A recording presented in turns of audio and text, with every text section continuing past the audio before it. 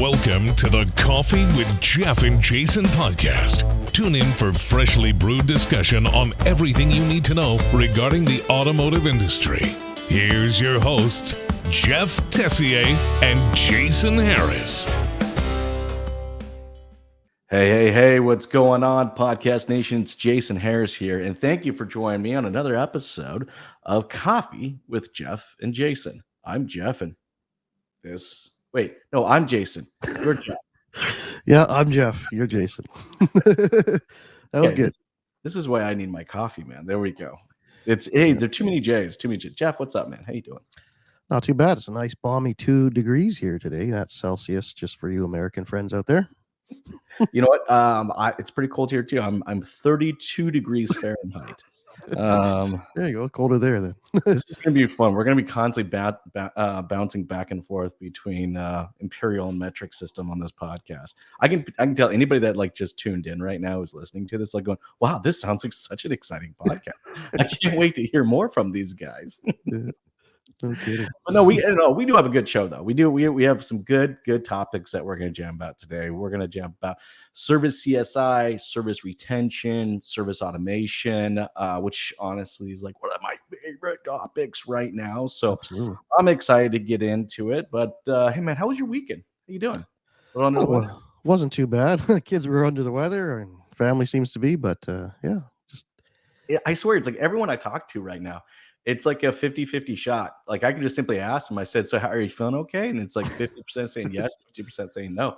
There's something go around. I mean, I guess it's that time of the year. The weather just got chilled, right? So we just got super cold weather, and I think that's kicking in. We've had a lot of days where it was nice and sunny last week, and then it gets cold very fast too, right? So it's up and down, and so it's not helping.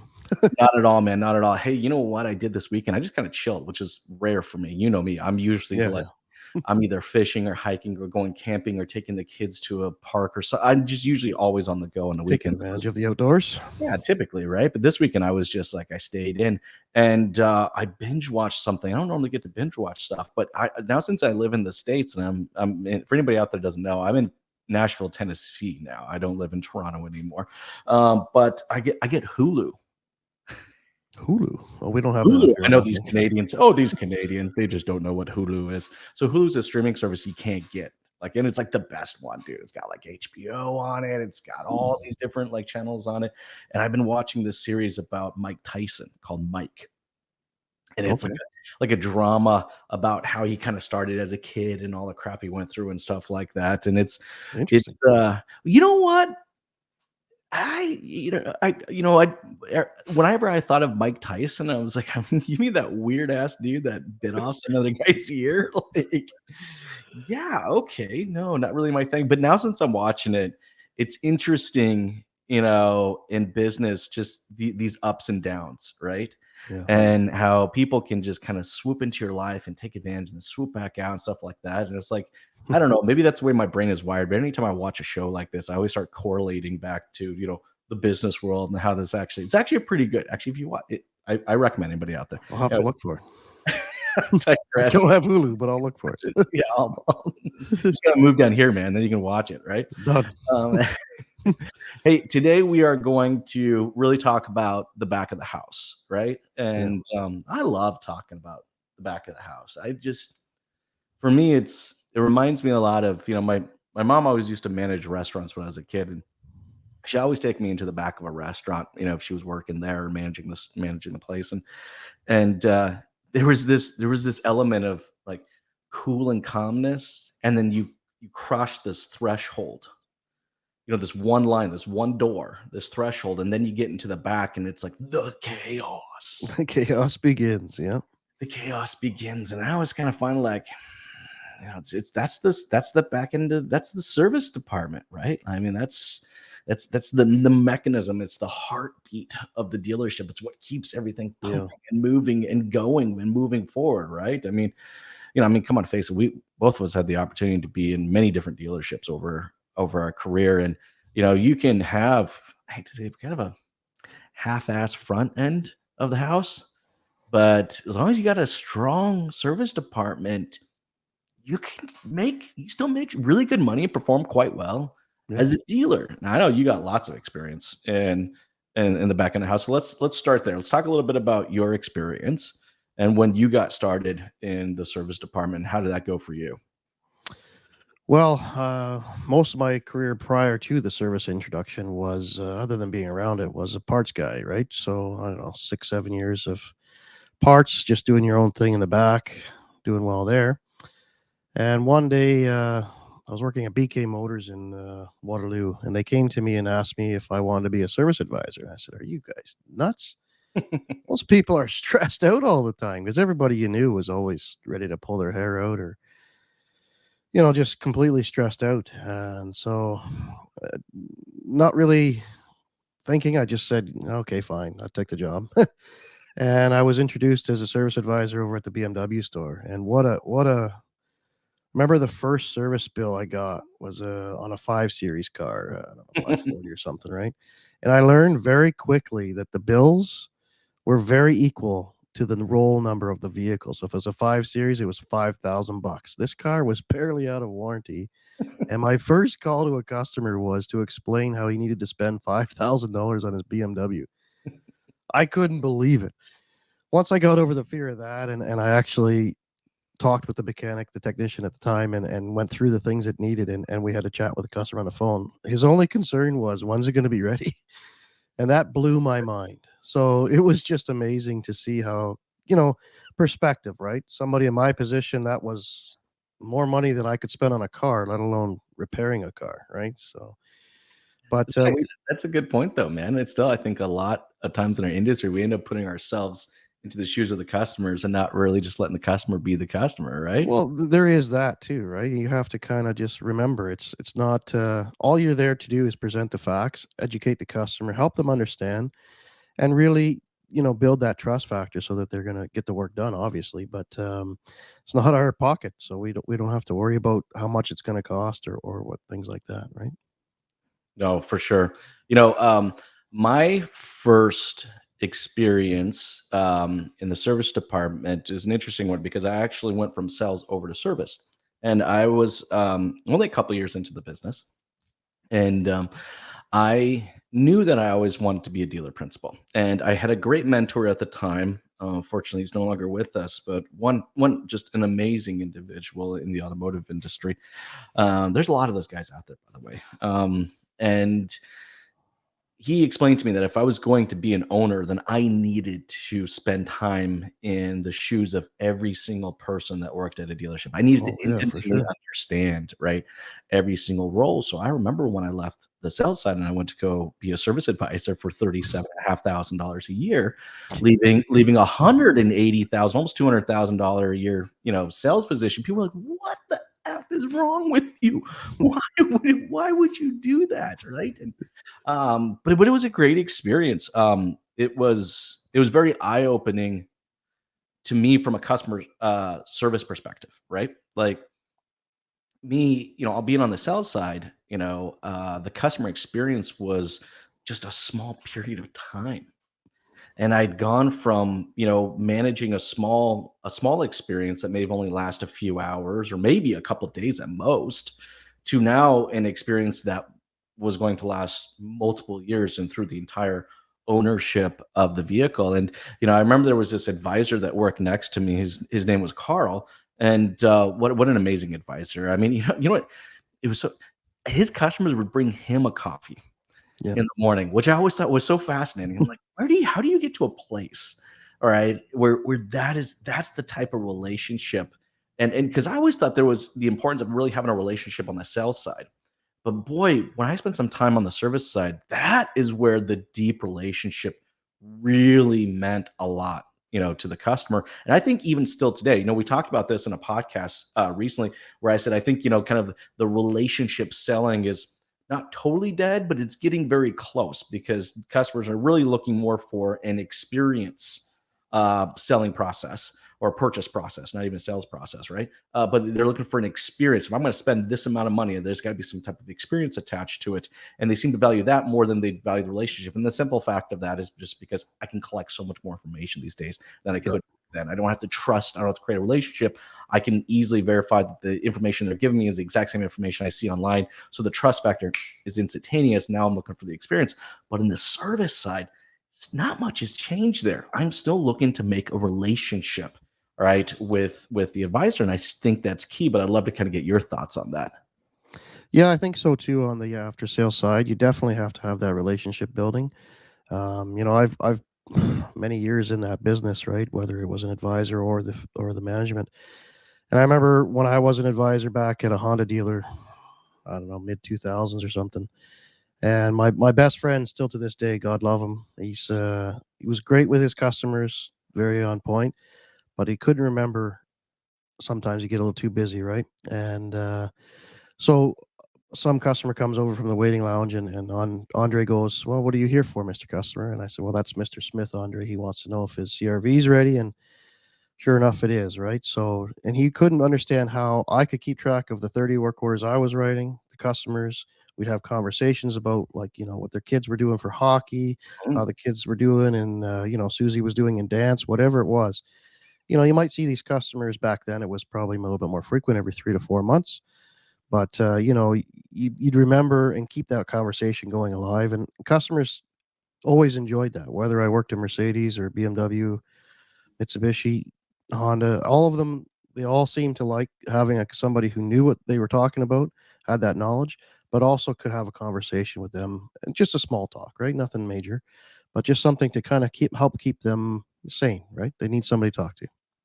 Well, look, there's still a trust factor. Like, I still gotta trust that the person that I'm going to be servicing my vehicle with. I it's not that I can just go online, even though I think Yeah, some people do think they can go online and diagnose their vehicle. But there's Google it. there's still very much so a trust element to it. Now let's talk about a little bit about CSI, right? Because this is the number, all right, the holy grail of telling the world of just how good are we actually at what me and you have just been talking about for like the last 10 minutes, Yeah. right?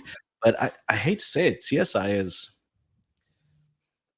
it's changed. I don't know if CSI is still a good indicator of how well you're servicing a customer, because I think as an industry, we found very fun and unique ways to maybe kind of work the system a little bit. I love to get your thoughts. So do you still feel like CSI or CXI or whatever the heck your OEM is calling it these days, is it still a good indicator, or do we need to be looking at other numbers as well?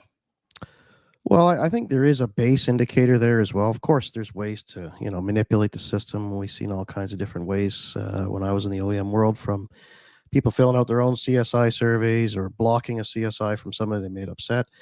But at the end of the day, the voice of your customer truly has to be taken.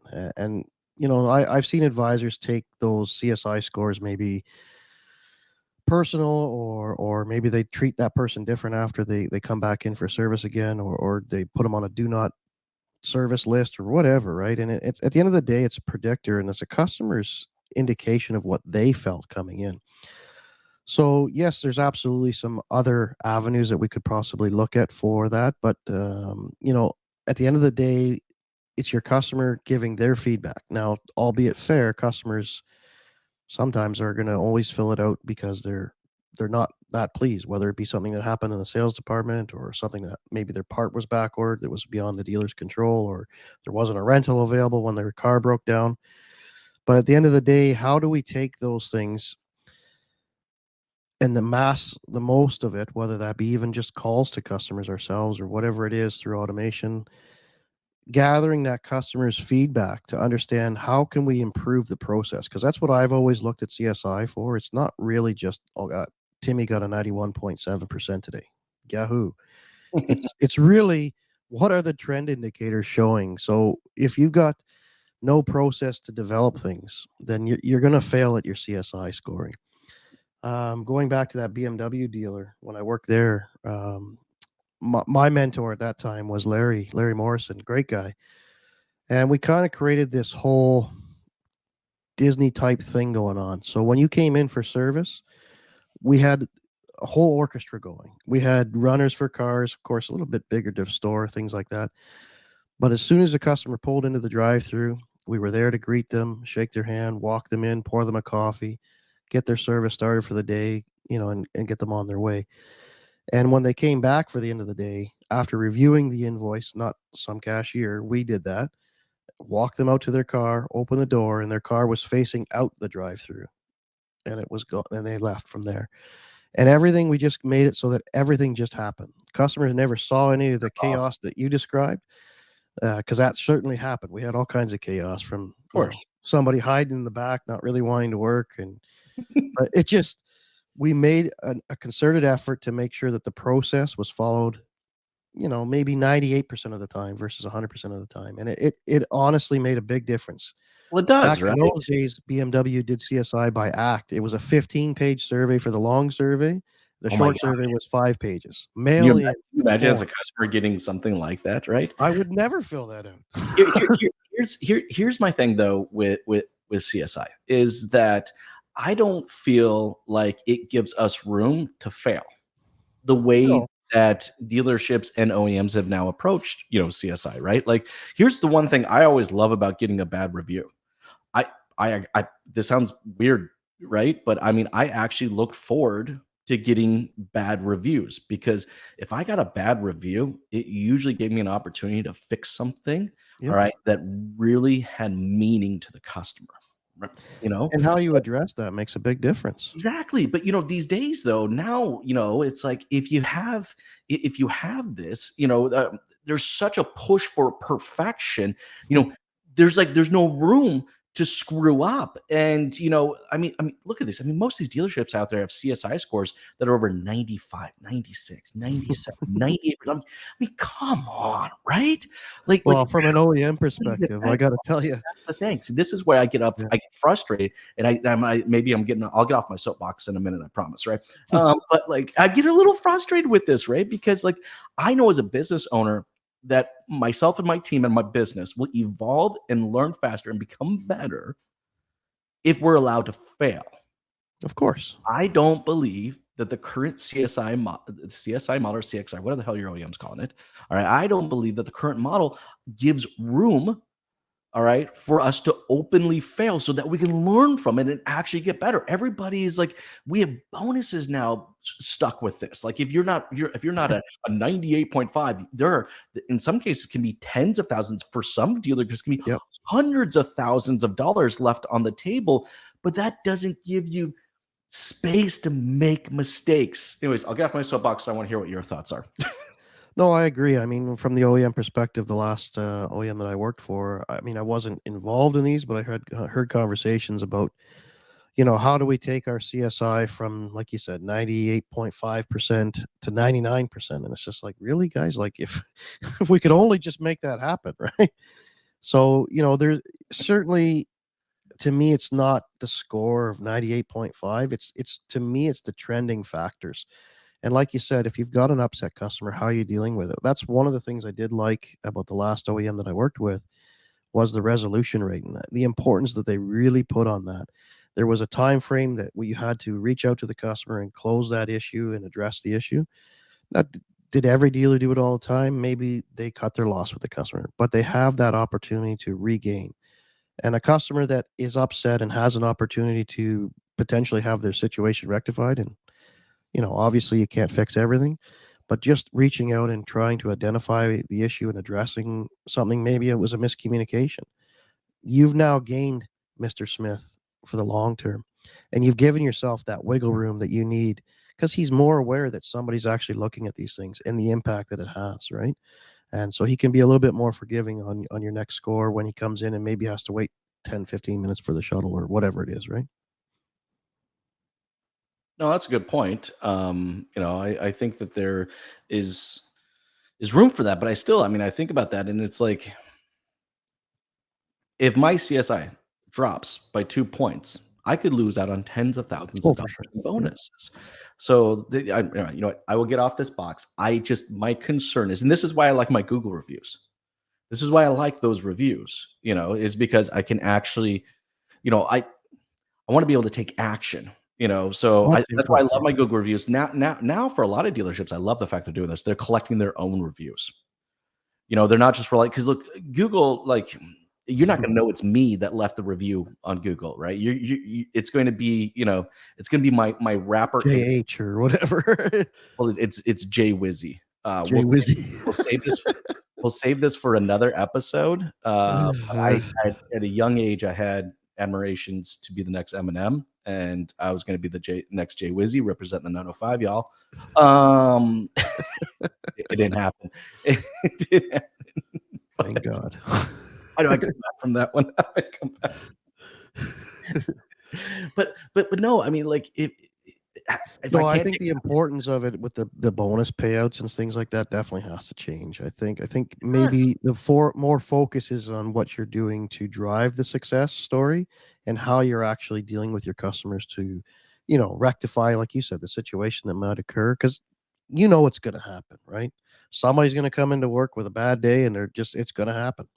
Well, and that's what I was saying. Like, if your OEM is not going to give you the freedom to fail, right? The freedom to make a mistake, right? Because it's a good thing when we make mistakes. We learn from them and we make changes that fundamentally impact our business in very large ways. But if your OEM's not going to let you do that, then I think you have to take the action to do it. And that's why I'm seeing a lot of dealerships now, and I love this and I applaud. There's some great operators out there that are collecting their own kind of review information before that one. So they'll text message out like a review request. Like, hey, you came in for service, 15 minutes ago. How do we do? It's usually a single question, right? Like, did we do a good enough job for you to refer us to a friend or family member? I love that question, by the way. It's very common in what's called an NPS score, a net promoter score. If you guys aren't collecting that information, I think it's the quickest and easiest way to find out really how well you did, because honestly, I think that's one of the best questions you could possibly ask someone. You're not going to recommend somebody to go somewhere that you just, totally can't stand. Exactly. If it was not a good experience, I would not refer you to a friend or family member. And now you have the opportunity to reach out. What's going on? What can we do to improve? Like, what happened, right? I mean, but then I think this is our perfect segue into service retention, which is our next topic, right? Yep. It's like, if I'm thinking that if I'm looking at like my OEM CSI numbers, and I'm looking at like, because I've seen this many times. In fact, we actually talked to a dealership this week. Me and you had some similar problems with this. Right? They were having like 98.5 CXI, but retention problems. And it's like, wait a second, that doesn't make sense. How can you be having retention problems if you're maintaining such a high customer satisfaction score? And I think it's just because I don't think it's as real as it is. Anyways, I'll get off that soapbox. Yeah. Move on. Absolutely. Let's talk about service retention, because I think the game has changed a lot, especially right now, over the last few years with everything that's going on in the industry. People are just not driving as much. People are working from home. I'd love to kind of get your just fundamental thoughts on just service retention, how it's changed. Well, absolutely. Obviously, the last 2.5, almost 3 years really has changed your cycle of service visits. In addition, in the last 5 to 10 years, you've got OEMs changing their maintenance schedules to extend them even further out. The days of 3-5 intervals for service are just out the window now. So at the end of the day, though, what are we looking at when we're looking at retention? How do we measure it? Are we looking at the customer coming in 2 times a year? Well, that might not quite give you the accurate picture, because they might just be coming in for warranty work. They might be coming in for their tire swaps. Up here in our part of the world, that's a very common thing. Twice a year, you'll see a customer for that. Yeah. Does that really mean retention, right? Yeah. So the last OEM that we worked at, we looked at a couple different ways to measure retention. Retention effectiveness is what we kind of called it. And a lot of times what we could do was take a random list of 50 or 100 VINs in the last 2 years that were sold and kind of follow them through to see, did the customer come in for the required maintenance when it was time? And did they actually execute on the required maintenance, or did they just come in for something else, like a warranty repair or tire repair, or just the oil change, even if you're just looking at that? So are we actually measuring what our retention is, or are we just looking at it going, well, we have a good database of customers, they come in two times a year? No, but that's a good point, right? Like, what is retention anymore? I'm especially a lot of these vehicles are being sold now with service contracts with them. Yep. Right. So you're like, I was at a dealership. I love this, straight face looked at me, showed me the retention levels at 3 years. And I'm like, that's so interesting. I think I just had a meeting with your F&I department, and they were at an 80% penetration on their service contracts. Gosh, I don't know how that correlates. I can't imagine what the correlation is there. But it's like, but what does it mean to actually retain a customer? I mean, I think the retaining the customer now is well beyond the 3-year mark. I mean, I think if you're looking at retention between year one and well, okay, I will say year one. Actually, I will say year one, right? Because I mean, especially depending on where you are, if like where you are right now, Jeff, like there's like 27 Nissan dealerships you could potentially drive to in like a 45 Oh minute. yeah. So I can get year one retention would be an important number there because you could buy a vehicle, but also live next to 3 other Nissan stores. So I would look at like year one and like anything between year 3 and year 5. But also I think it's what's one thing of retention is like we always focus on retention. We say retention is always on new cars. Very seldomly, I mean, who actually reports on retention with used car purchases? Nobody hardly. It's amazing. Like that's a true fact. I mean, you think about the days when we've worked in retail, even right. What was done to drive that used car back? Oh, it's an off-brand car. It doesn't matter. Well, at the end of the day, we can fix anything. But Jeff, it's the best freaking car. It's the car we want in the service department. They're usually 3 years old and they'll have, 60, 70, 80,000 kilometers, or in our case, 40, 50,000 miles on them. It's exactly what I want in my service department. Well, Is that's the the thing. The first ideal 3 years of maintenance aren't going to be that high, right? So you're going to want to get cars that are in year 3 to 5, where they're going to need, obviously not that your new used car that just went out the door, but eventually that car is going to need a new set of tires. Eventually it's going to need some suspension work or some brake work or whatever you have, right? So why would you not want to go after that customer? If not, they're just going to go to their local garage store. It doesn't matter, right? Well, look, I think this is the bottom line. Bottom line is it's strategy, right? Like service retention is a strategy, and it's not a one size fits all strategy. I think we need to get very specific about who we're trying to retain and what is the value to them as a customer on why they should continue to do business with us, guys. And it's not because you have a free car wash. Like we got to go deeper in that. What do you think? Well, absolutely. I mean, obviously, you want to speak of the value that you offer, right? Because I think that's another problem that a lot of dealers don't really get into. Maybe they've invested in some great tools where you can do the Hunter aligner check, or maybe they're doing a detail on the vehicle, or complimentary inspections on the vehicles. But is anybody actually translating that to the customer and the value adds that they can offer? Free storage with tires. Is it just a happenstance that it's there? No, but there's some value that you can speak of potentially to enhance that for the customer to understand why it is that what you're trying to do for them, right? So that you're charging $145 an hour for service. Well, these are the reasons why, right? No, you're 100% right. The value has to go beyond just the product or service that we provide. And I think that's where you'll see some amazing operators have tapped into that and they understand that. This weekend I went and took the kids to Wakanda Forever, by the way. Oh yeah. Dude, you're gonna love it. Like, what a great movie. Very, very epic story. Very different than most Marvel movies up to this point. There was a lot more emotion and story, behind this one. It wasn't just like 3 hours of action scenes the entire time, right? So, so there's this movie theater, and this is actually pretty common in the States, depending where you are in the States. Is the movie theaters here are these big leather recliners, and you reserve your seat. You don't have to wait. Cool. You don't have to wait in line to try to get in there and stuff. Like there's not 200 people in there. It's like there's a big, like my kids brought their blankets with them, and a pillow. Oh no, I'm serious. Hold on. This is, but my point is that it's an experience, and I think right now for a lot of service departments and maybe listening, all right, that start thinking of retention in the sense of an exchange of experience. And I'll give you one quick one. I've actually seen this now a few times, and I think it's absolutely amazing. And one of the biggest things I think you can do to just start making a better experience in your service department is take that coffee machine and don't put it up front, put it in the back. Yeah. All right. Don't put your coffee machine out front, and then people are going like, what? I need to know who's here. Who's taking my coffee? It requires a staff member or an advisor to get a coffee for the customer and bring it over to them while they're sitting down. I'm telling you, that little tiny action, all right, is one very Oh big yeah. stepping stone to generating an overall experience.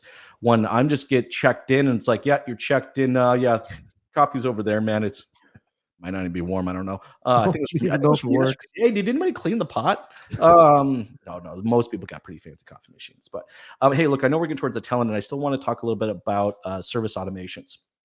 I think, if I'm going to execute on a strategy like I Yeah. just talked about, right? Like if I'm going to execute on this, like taking my coffee machine and putting it now from instead of the front being in the back, all right, there's going to be a time element to it. So then it's like, okay, well, how can we start? How can we buy that time back? How do we get that time back?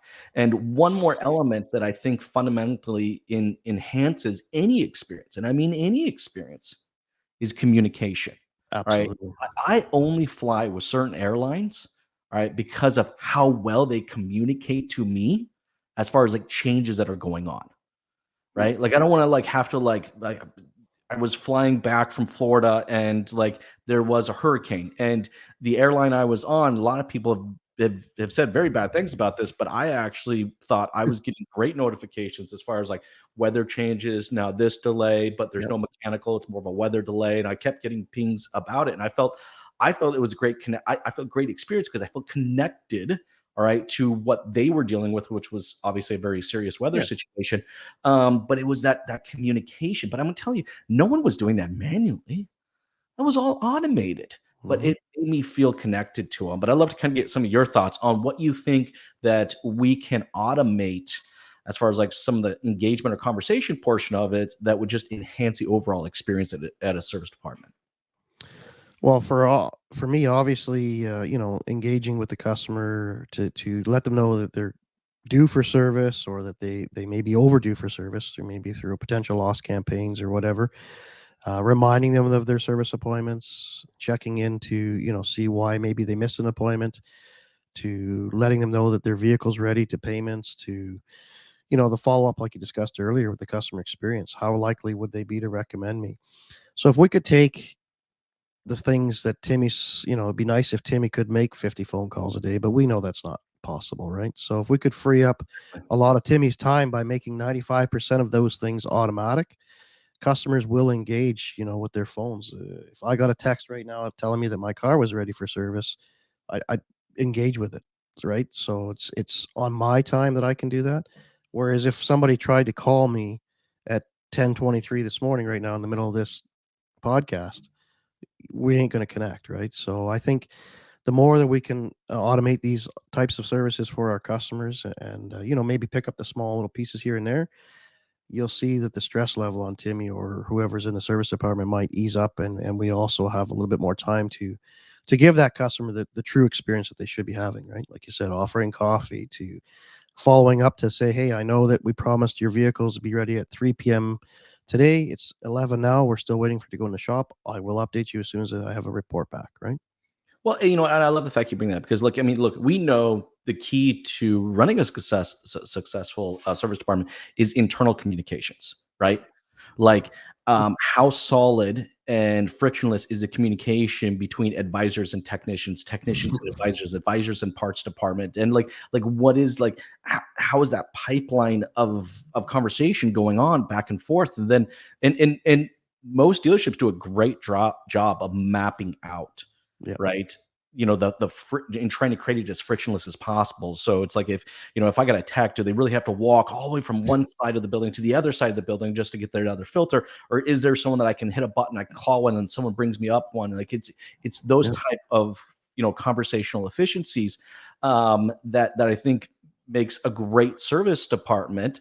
We got to take that same type of perspective though with our customers. And look, I was a service advisor. Man, that phone, oh God, You don't even, there's days where you don't even want to be on the phone after work, wanted right? to punch it. Like I wanted to literally take it, just chuck it out, and just be like, I mean, seriously, it can literally give you a headache. It's full on overload. I mean, I remember as an advisor, sometimes that phone could ring for 4 hours straight between the 6 people of us. So 6 advisors all lined up there. One phone was ringing. You'd literally go home and dream, and you'd have the sound of the of the ringing phone. And you still get messages from the receptionist. You missed this call. But again, if you could just free up a lot of that redundant back and forth time that really isn't spent engaging in anything, right? You might be just leaving a message to say, hey, your car needs brakes. Well, we can automate that straight for you. Just send it right to a report to the customer by text. If I'm in a meeting and I can get that and look at it when I've got time, and if I get back to you by a certain time, your car will be ready at this time.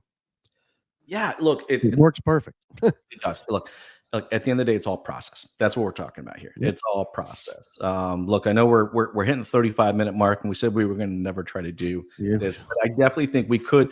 I think we should continue this conversation maybe on another day, because I love this topic. You know, I love this topic. I talk about it all the time. Hey, guys, this has been Coffee with Jason and Jeff. I'm Jason. I didn't get that correct in the beginning, but His coffee's kicked in now. he's Jeff on that side. Thank you so much for taking the time to jam with us this morning. I hope you guys have a wonderful day, and man, just go out there and kick some butt. Thanks, guys. Thanks, Jeff. Have a great one, guys. Thanks, Jay. Thanks for tuning in to the Coffee with Jeff and Jason podcast with your hosts, Jeff Tessier and Jason Harris. Don't want to miss out on new content? Be sure to check out the full podcast library at strategywithjason.com to stay in the know. Remember to like, comment, and subscribe. Happy podcasting.